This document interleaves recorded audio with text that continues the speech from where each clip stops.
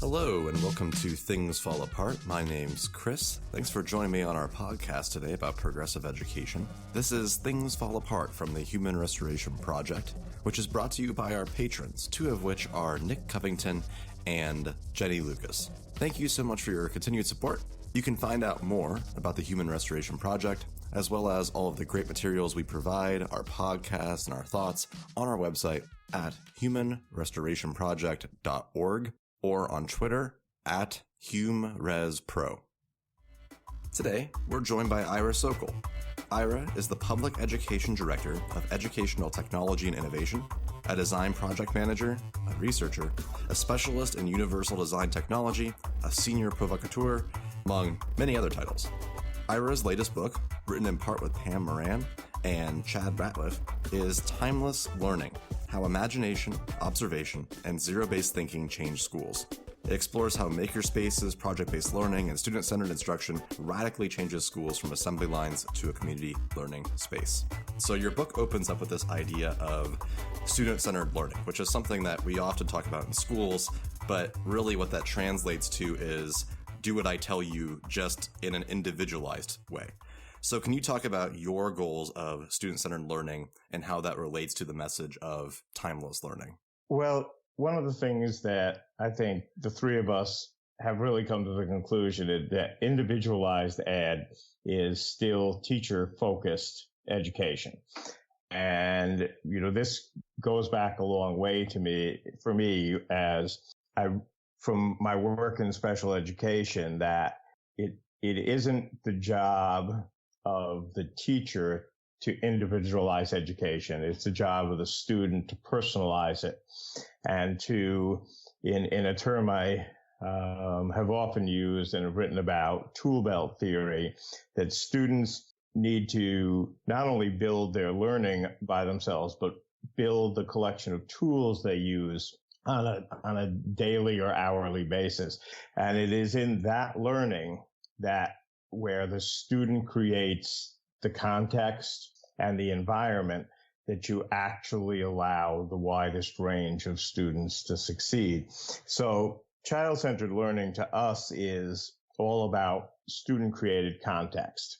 And that means that it's our job as adults to find the moments to plug in if we see content that is missing, to plug it into the activities of the students. And that can range from a multi-age elementary school class deciding to make a Thanksgiving dinner together, and then having teachers realize that they can get measuring into the younger kids and ratios into the older kids.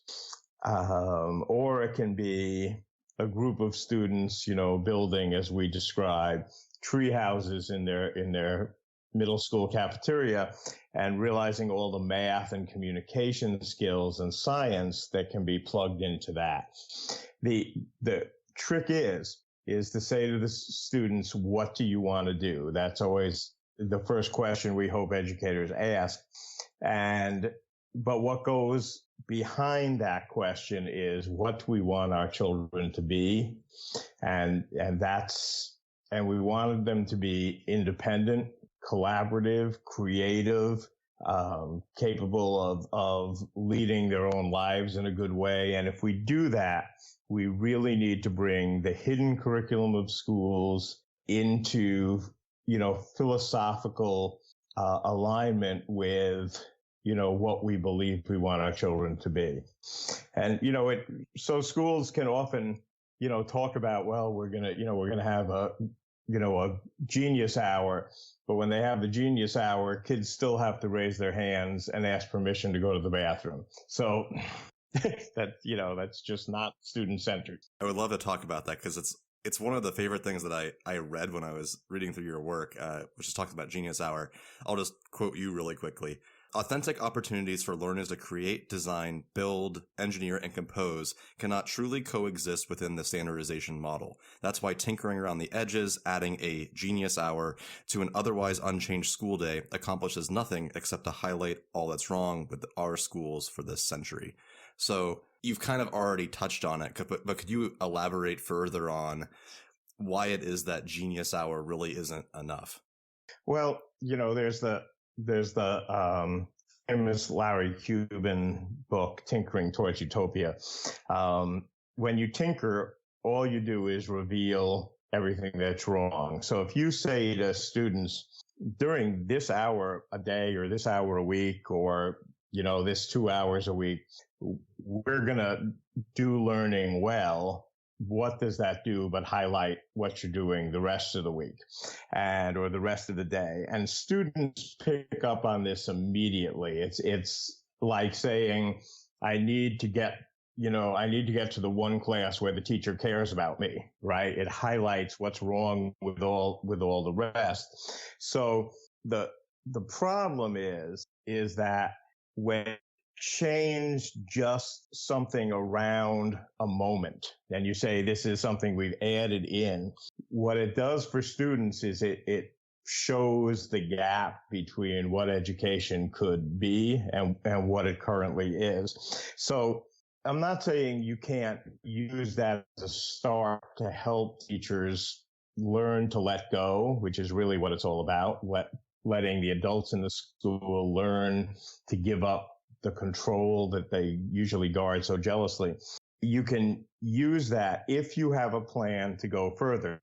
But if your plan is to have a genius hour or an after-school robotics club or or this or that, a maker time or whatever you want to call it, then you will never get any further down the road. So one of the things I usually tried to do in Albemarle County was to say, if someone came to me and said, we really want to do a robotics club after school, I would say, well, I'll support that. I'll get you money for the kits. I'll even help you arrange transportation so that any kid who wants to participate can, and it's not just those with middle-class parents.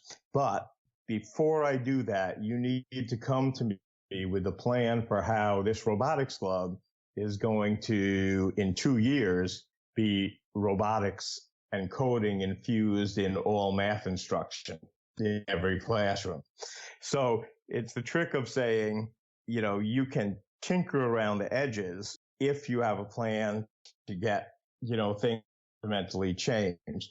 The other part of this that I think is really important is that, people will always say, school leaders will often say, well, we can't change everything at once. But the trick is you need to change everything. I worked with a professor when I was at Michigan State, in Fendler, and she always used to say the hidden curriculum is the curriculum. Students don't learn the content of school, they learn the context. And so if you are adding a genius hour, say, into middle school, and you still have bells, if you are adding, maker moments into elementary school, but you still say, this 5 minutes is purely about reading, you're defeating what you're trying to teach with the structures that you're maintaining. So that's why we say, it is about many things. It's about time. It's about policies regarding behavior. It's about spaces. It's about technology, and it's about practice. The idea of taking a giant leap instead of a small step, I think, is something that we could all get behind. And I really like that point that you just made about finding ways to introduce teachers into taking that large step without necessarily ostracizing them for it. So like the idea of the robotics club. I'm curious, how then do we encourage the majority of teachers and administrators that taking that large step is valuable without, I guess, demeaning them? Because sometimes people will take the hidden curriculum, if you bring it up or if you talk about critical pedagogy or anything of that nature, as a personal attack or an attack on their beliefs. How do you go about convincing them that this is the right thing to do? Well, a long time ago when I first started working alongside Chad and Pam, Chad said to me, one of the things you do well, Ira, is that you put the philosophies the teachers come with, the belief systems that they come with, into a historical context so that they can understand where their beliefs come from. And one of the things I always try to point out to teachers is that the American education system was designed, in the late 19th century to succeed with 20% of children. The whole goal of grade level standards and the first through 8 grades was designed to get 80% of the kids filtered out of the education system so that you could invest in the 20% that would go to high school, which was, high school attendance at the start of World War I. We have this system that's designed to do certain things that we no longer believe in. What I always say to teachers and administrators, it's remarkable that we have the success we have, considering that we're starting from a place where 20% was the goal. So, we do better than that. And we only do better than that by the sort of sweat of the teachers, to get more kids involved. So it's not the teacher's fault that they believe this. This is what they've been shown and taught all along. For administrators, though, you have to build the environment where they understand that traditionally success in the education profession is predicated on success as a student in the existing system. So, I used to, when I was at Michigan State, I used to make this very strong argument that what we needed was a much higher level of academic diversity in teacher education programs, in administrative learning programs, because if you don't have a mix of people who did well in school and people who did badly in school for a variety of reasons, you will never develop a change-driven cohort, because people need to understand the disconnect between success in life and success in school as we know it. So, we've tried to make this not about a blame game, except to blame the historical system, which, so it's important for people to know that everything we do, in terms of those traditional practices was originally designed around a really bad intention, something we would now sort of recoil from if we listen to it. I wrote a dissertation on the history of American education, and what's fascinating about the 19th century writers who created the system we have now is that they were very, very blunt about the purpose. They wanted to make sure to leave people out. If you go back to between 1840 and 1875, the primary goal of public education was to destroy the native culture of Catholic immigrants coming to the country. And that's our whole class environment was built around that concept. So if we can explain to people what the history of education in this country is about, we can win them over. We can get them to say, okay, because teachers have been abused by this system as badly as students have. How does the concept of, you might want to define it as well, but the concept of zero-based thinking play into all of this? Zero-based thinking is, something I latched onto a long time ago, and it comes from originally zero-based budgeting back during the Reagan administration. The idea that you should start every year at zero, so you can decide, am I putting money where I want it to be, where it will accomplish what I want?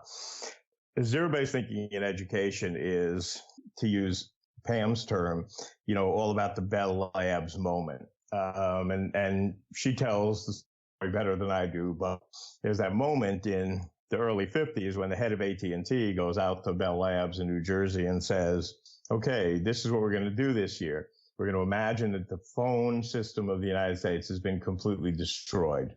And you now have to come up with a plan to reconstruct the communications network.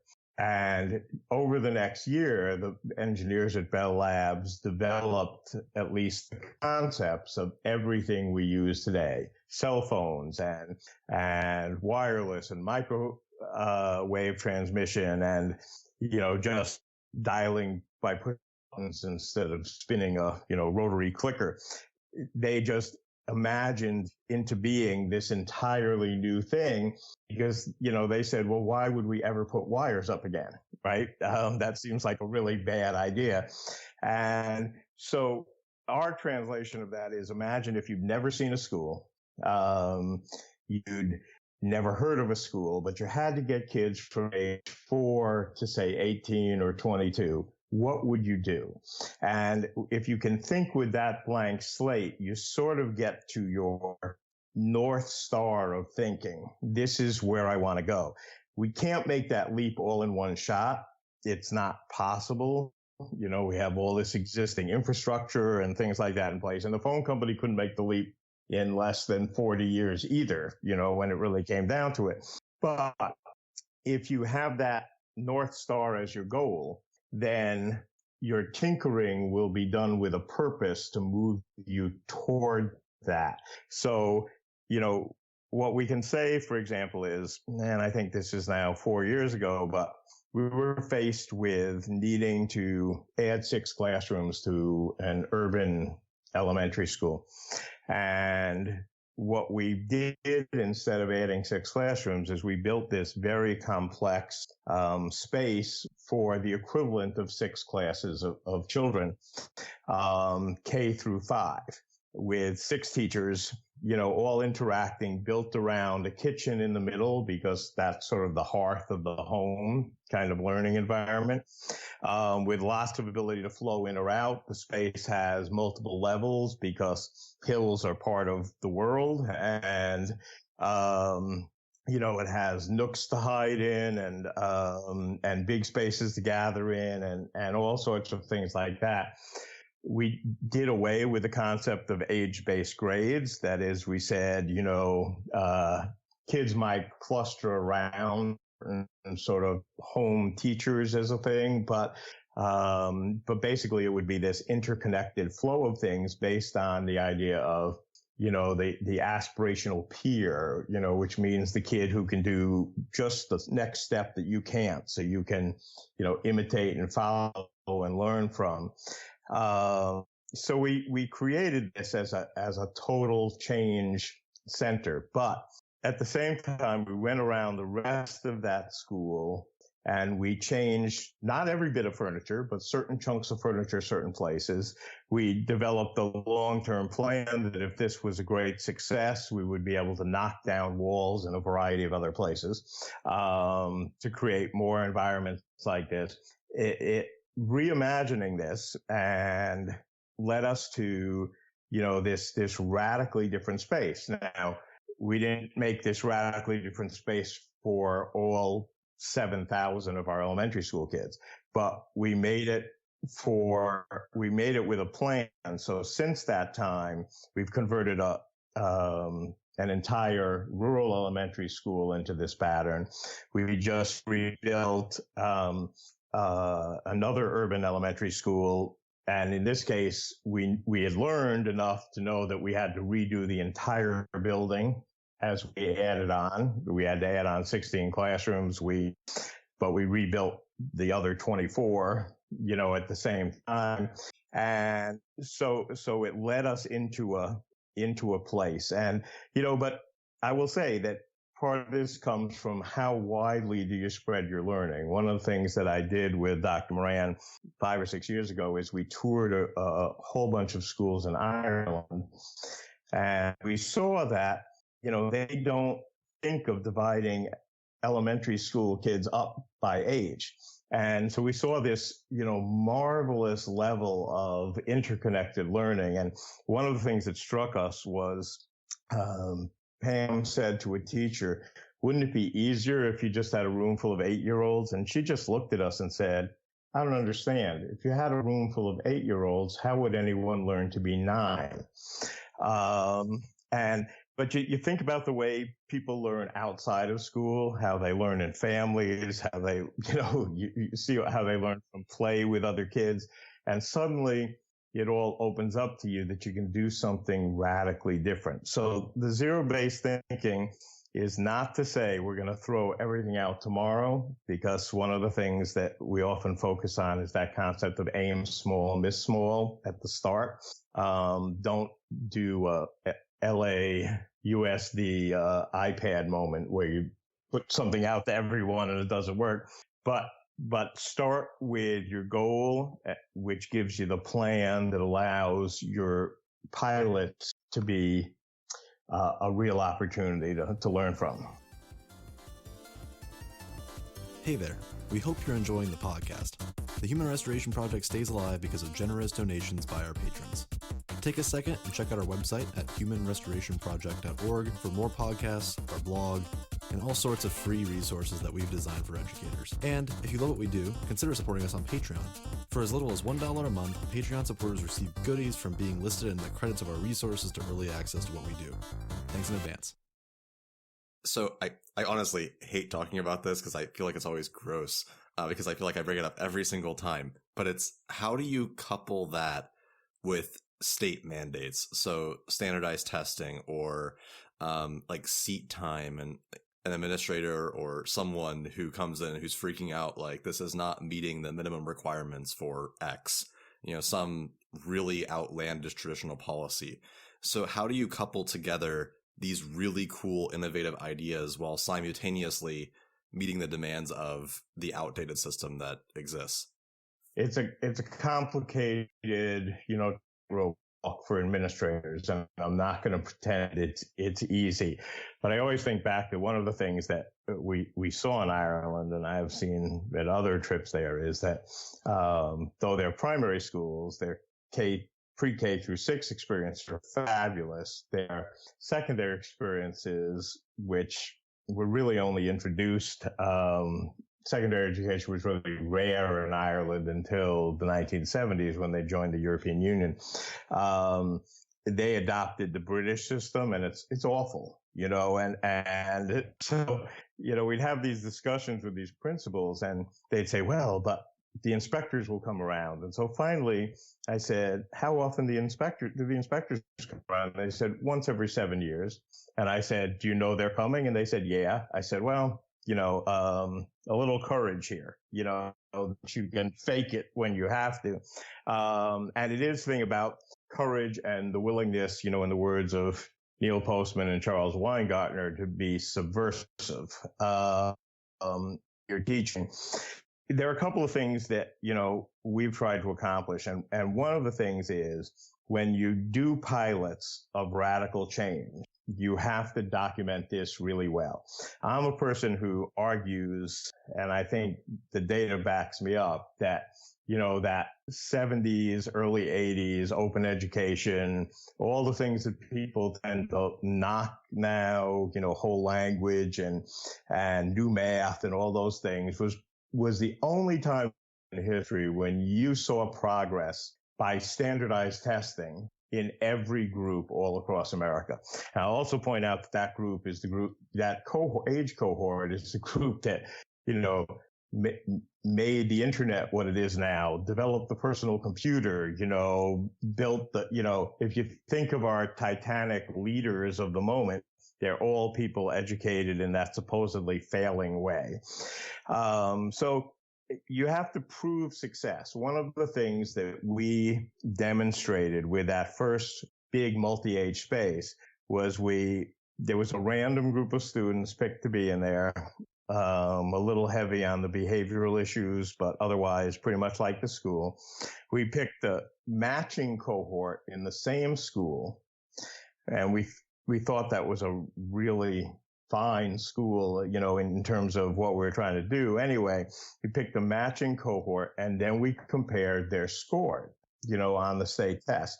Well, without any teaching to the test, those kids in that multi-age space did as well on Virginia's tests as the wealthiest students in the school district.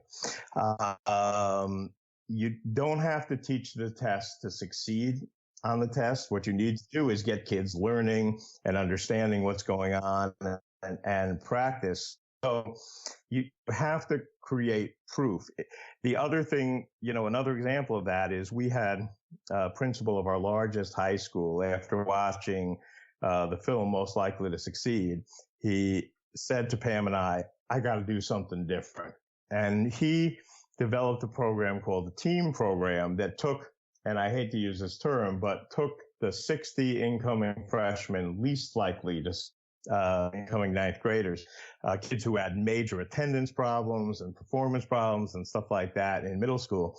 And he built a program where they spent half of every day with 4 teachers doing integrated content delivery, and then had the afternoon to take whatever electives they had. So that we eliminated double blocking algebra, double blocking language arts, all the horrible things that schools do to kids who are in trouble. Suddenly, the attendance problems disappeared, the behavior problems disappeared, and those kids have done fine on the test. And what that led us to do is to introduce that sort of steadily across the board over the couple of years since.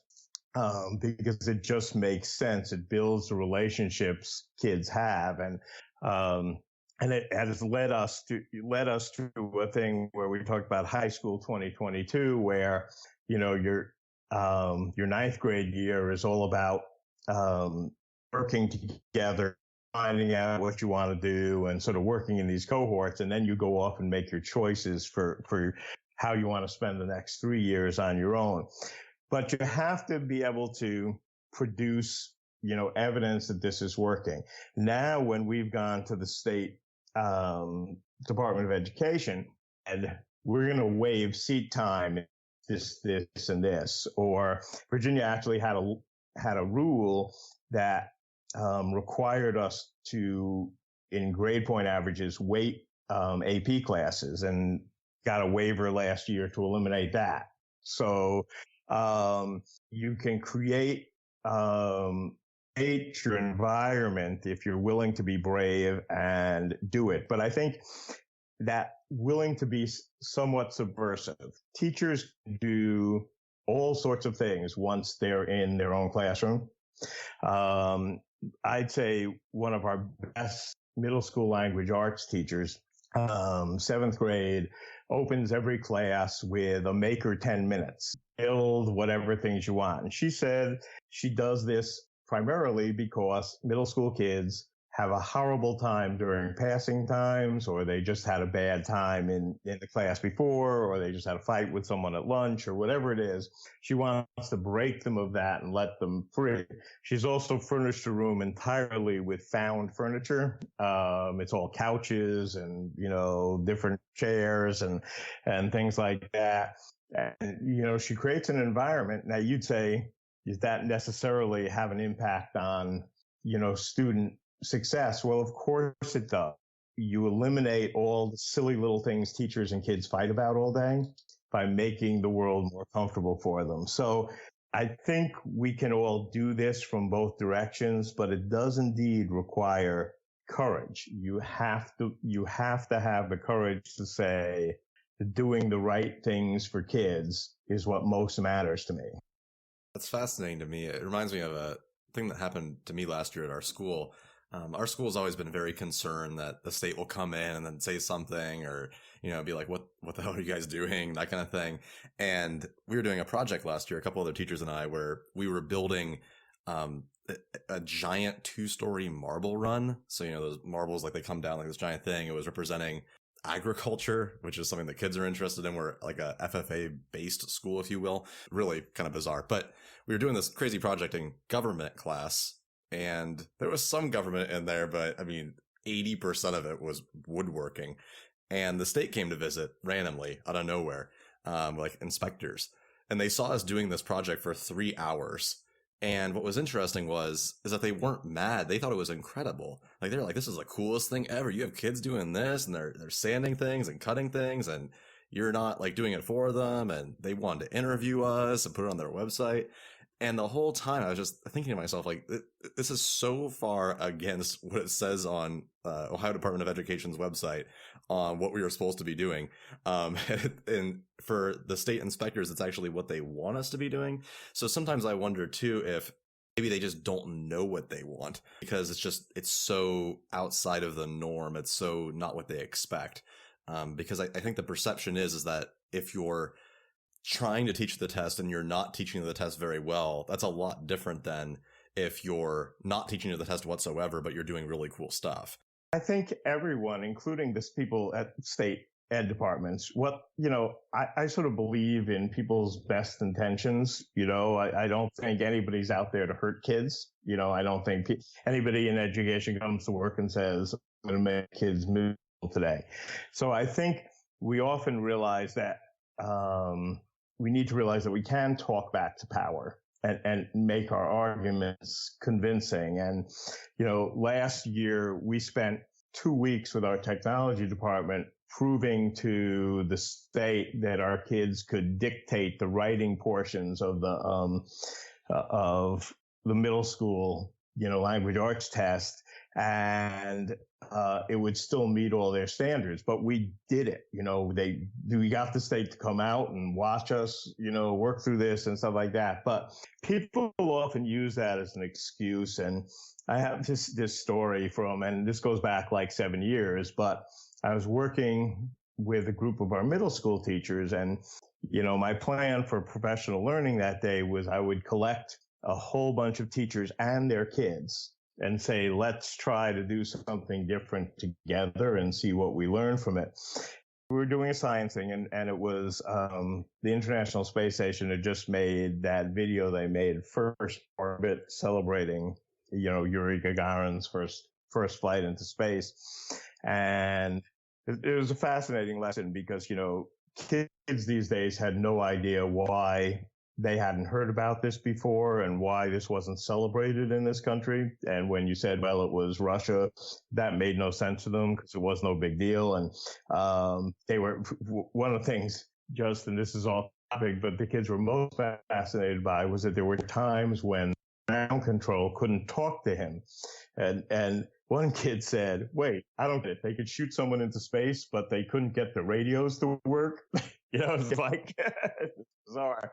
But we're doing this lesson with the kids, and Pam has sort of snuck in the back of the room because she's always wandering. And she's sitting there, and this teacher says, well, this is all fine and good, but downtown won't let us do this. And Pam just says, wait a second, I am downtown. I'm paying this guy to help you do this, but people build this world of excuses because it makes their life easier if it's someone else's fault.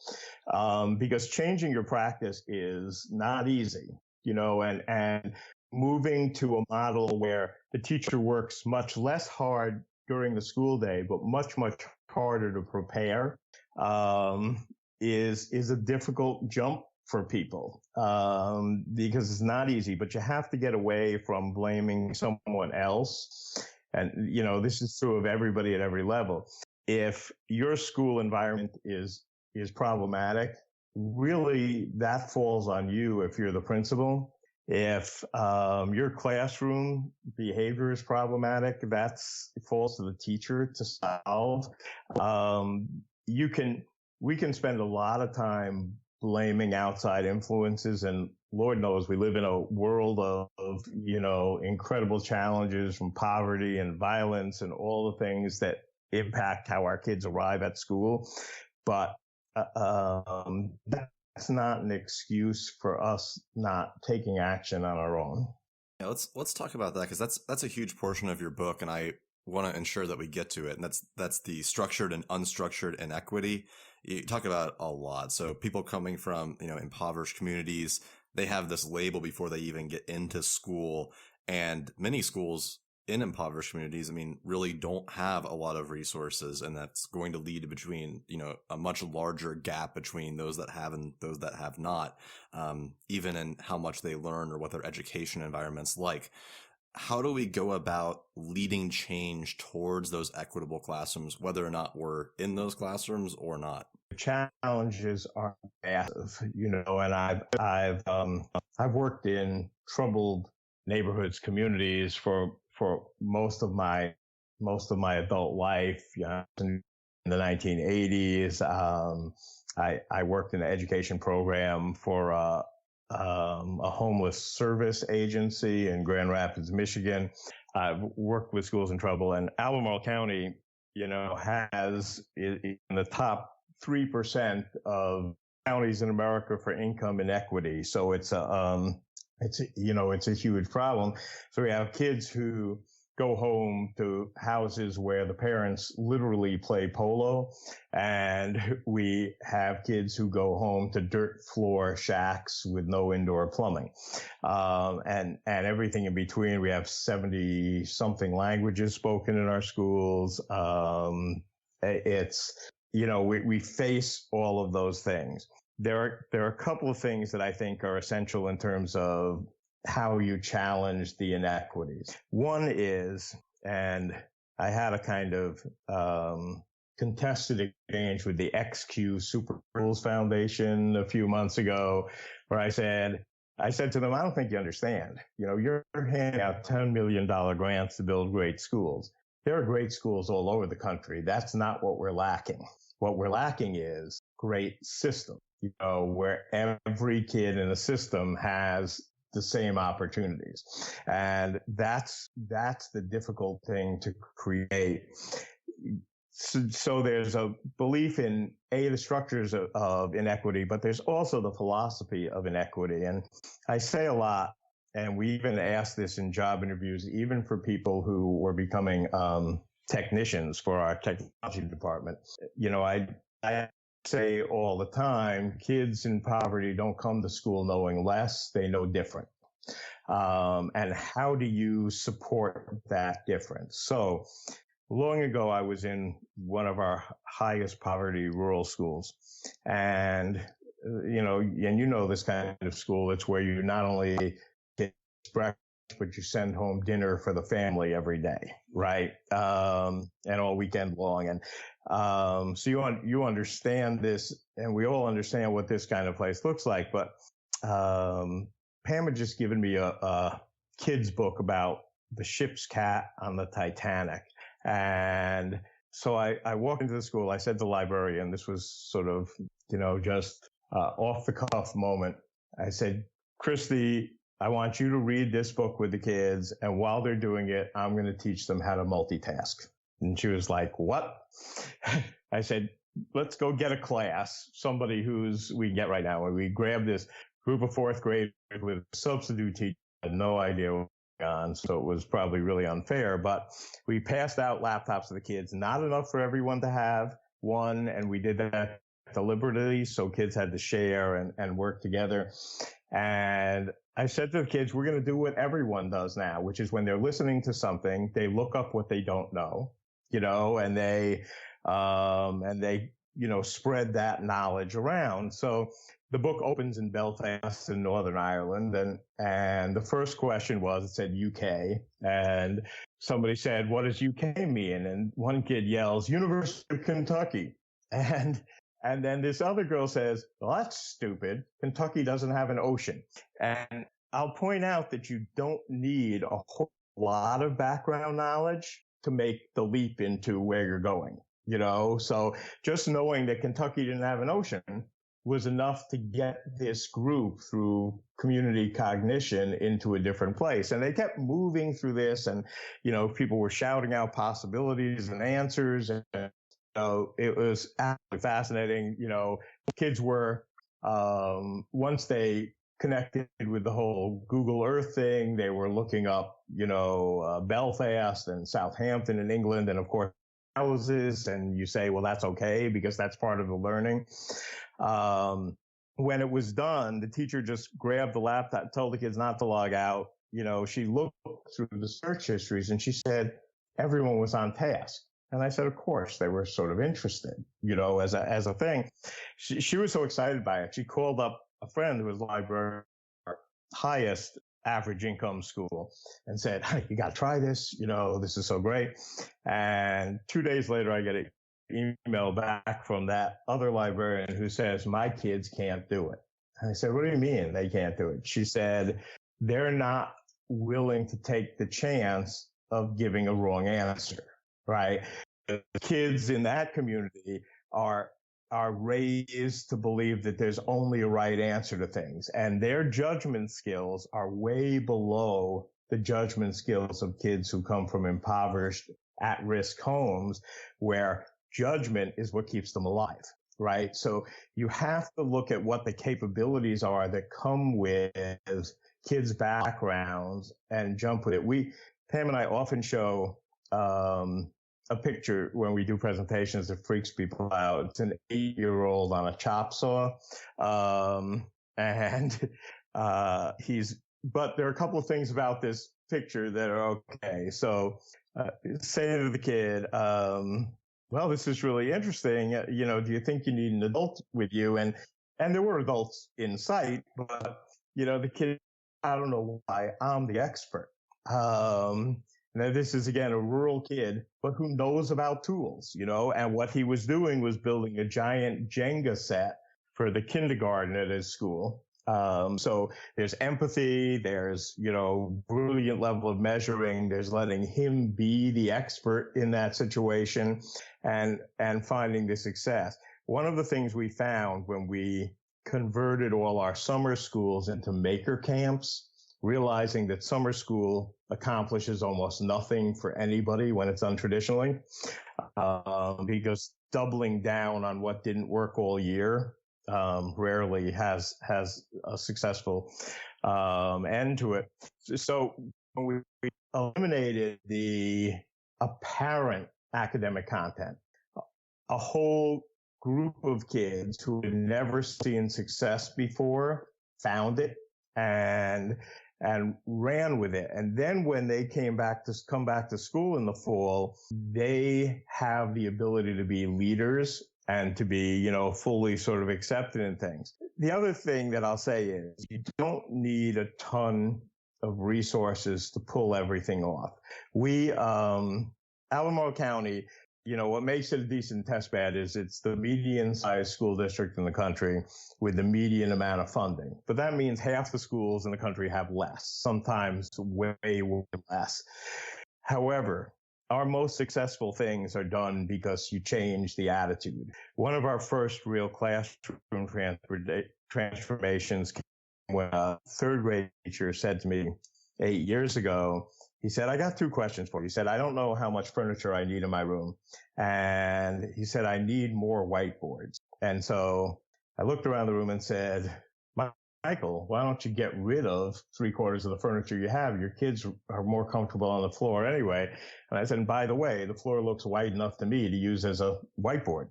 And that simple act, getting rid of stuff and saying it's okay to write on the floor, we can clean it up later, changed everything about that room. And I remember just a little lesson that happened, say a month later.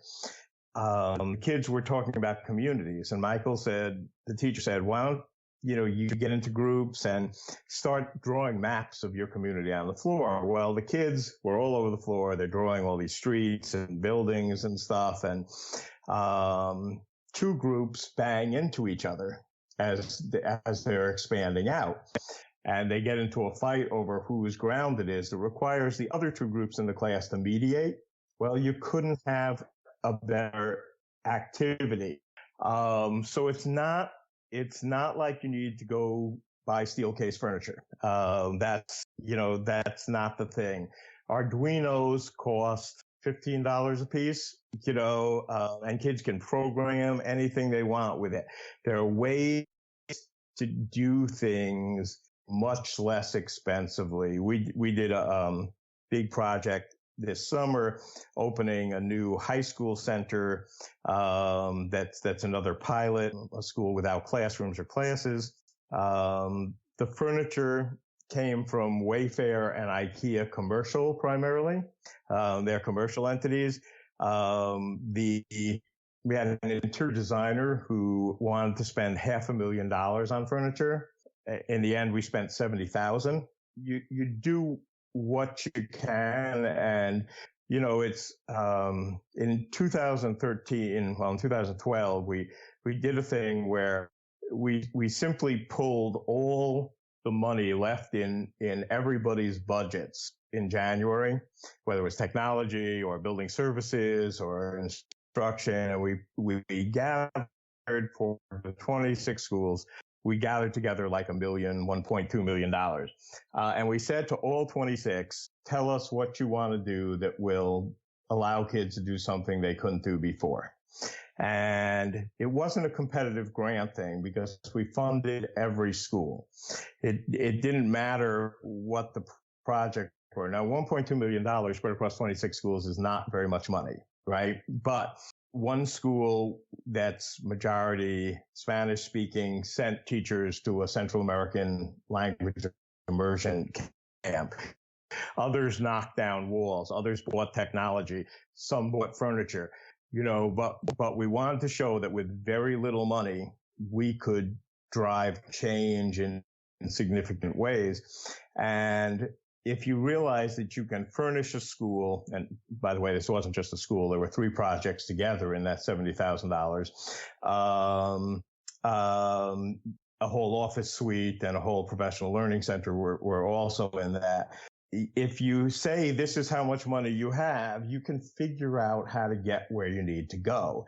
But the other thing, that's critical is, it's not the stuff that makes the biggest difference. It's the philosophy.